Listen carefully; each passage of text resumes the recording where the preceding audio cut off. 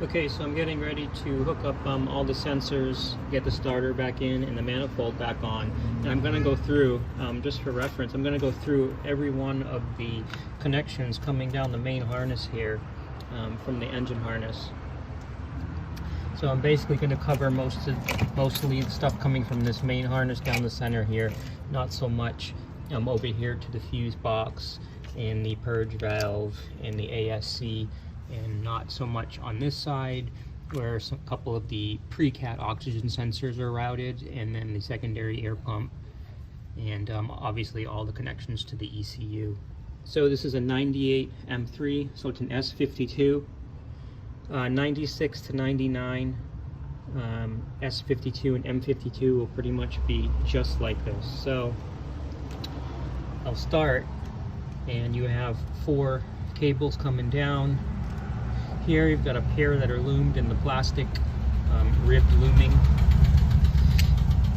You follow the first one down, it comes over here, and it's simple, and it is the coolant temperature sensor. It's a dual sensor, so it has 4 wires. So that'll be easy. It's a cylindrical, and it's just long enough to reach. So as you follow them down here, the group of 4 has a wire tie.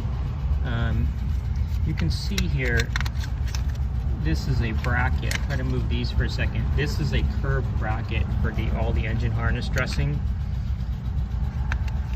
and makes it easy to dress the wires. So from the factory, there's a wire tie there. There's 4 connections. One underneath to the coolant temperature sensor. This other loomed wire that comes from that grouping is longer because it snakes around and plugs into the throttle body. So it's the throttle position sensor. And if you were to be able to see the wires on mine, there's a spot right here where it's wire tied. You can actually see the colors. It's brown, black, and red with the green stripe. So the stripe looks more yellow here, but brown, black, and red with the green stripe. Throttle position sensor wraps on top above the manifold into the throttle body. That's number 2. Number 3 is the knock sensor. So the knock sensor comes down. It's just long enough to wrap around. It's a cylindrical connector, and it clips into this clip right here. Should be pretty easy to identify. If you could see the wires from the knock sensor, they would be brown, green, black, and yellow.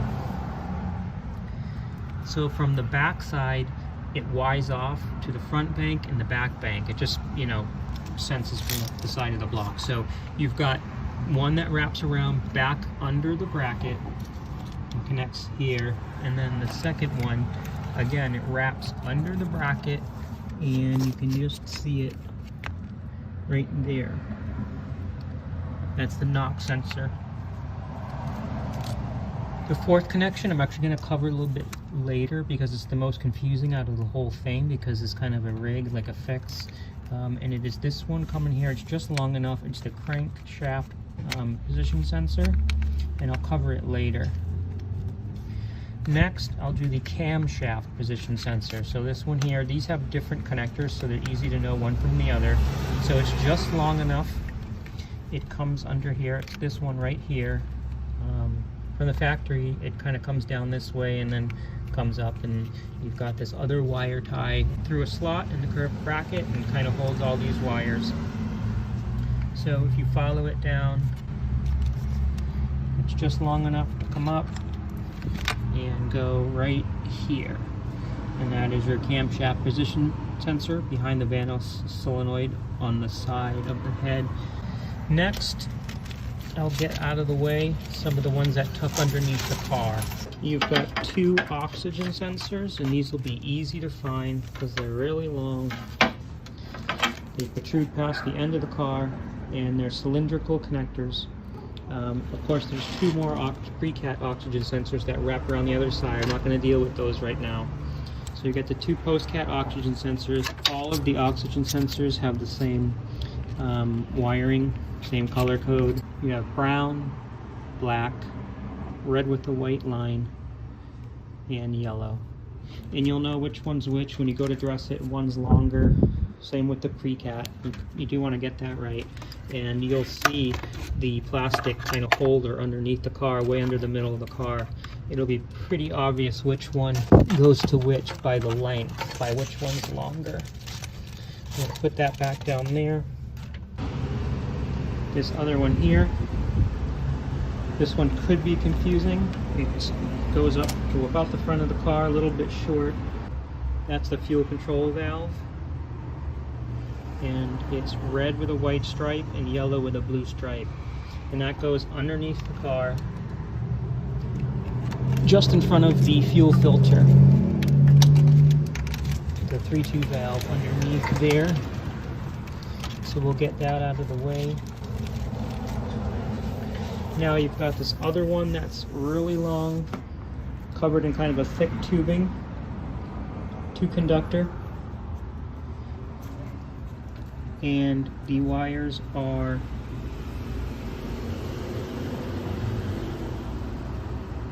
blue and yellow and green and white. This is for the 5 speeds. This is the reverse sensor, reverse light switch, or reverse light sensor. It goes into the side of the transmission. And it's the longest the cable coming from the harness, because it goes pretty far into the car. Incidentally, there is a big power from the alternator that snakes underneath this harness and kind of connects to this bunch and passes through. It could be confusing if you've unhooked it all. It sort of will be right under there. It's obvious to find because it's this big plastic loom. Okay, so another one coming off right here, right under here, so it's coming from this bunch, is the air temperature sensor. Comes about to the radiator. You may or may not have taken off the air temperature sensor itself, but you will be able to peek at the wires. It's gray and gray with a brown stripe. So gray and gray with a brown stripe, and that goes into the bottom of the manifold. So I'll put that one back here.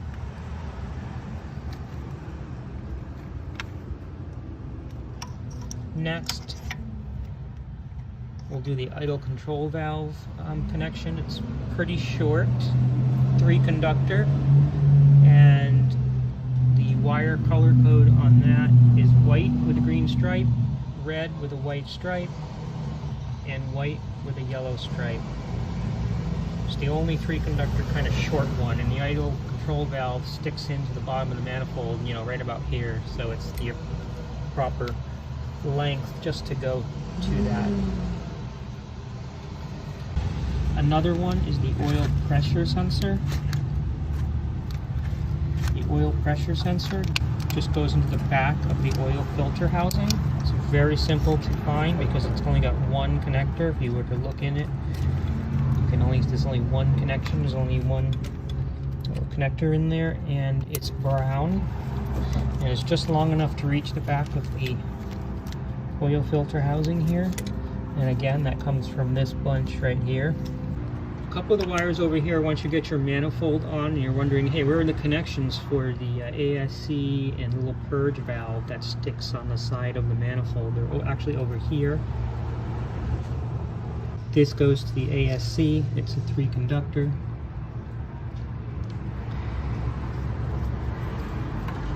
And the one here,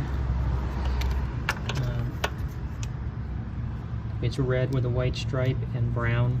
That goes to the purge valve, breather valve on this. That sticks. It kind of has a bracket, and it kind of like just sticks into the side of the manifold and kind of hangs out over here. And then the MAF sensors here. Incidentally, this one here, this large one, is to the fuel injectors. So the little electronics trim rail that goes above the fuel injectors for all the valves and stuff. that's what this is. And from the factory, it's wrapped like this with a wire tie to the first one. That goes here at the back of the plastic trim above the fuel rail. I didn't cover these because they're pretty obvious where they go.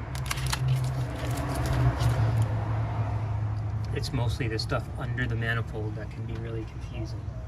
So last, I'll do the crankshaft position sensor.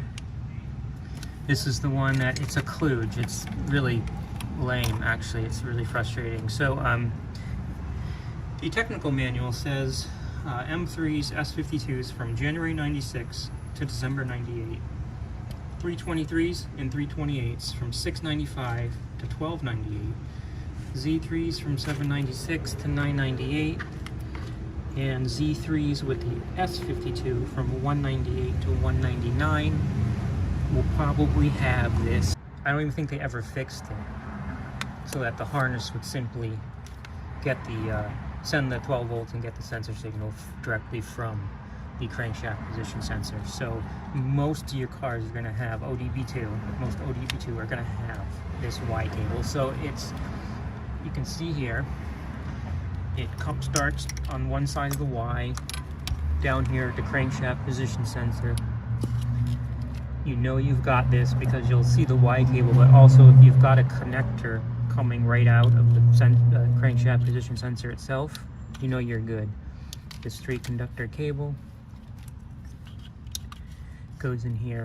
So if you had an ODB1 or one that wasn't fixed properly, you would still have the connector coming straight from here, and then you'd have a crankshaft position sensor with a wire pigtail coming straight out of it, and it would connect here. But no longer. You should have this Y. Then it comes up and it connects to the Vano solenoid. So the shorter Y goes to the Vano solenoid, and the longer connection goes to the front of the trim piece above the fuel rail here for the fuel injectors. So basically what's happening is this whole thing is just stealing 12 volts from an appropriate place. This is the simplest solution they found. They had to route it all the way up to the front. It's really pretty lame. So before they made the change to run the crankshaft position from 12 volts, this would simply go right here. So the Vano solenoid would just plug in here, but what they're doing is they're stealing 12 volts from it. So they're making you now send the long leg up to here and then plug your Vano solenoid in here. So the connections from here basically come down here and go back here, but it also taps off the 12 volts, sends it back down here all the way to the crankshaft sensor. So that's it. That's the story on that.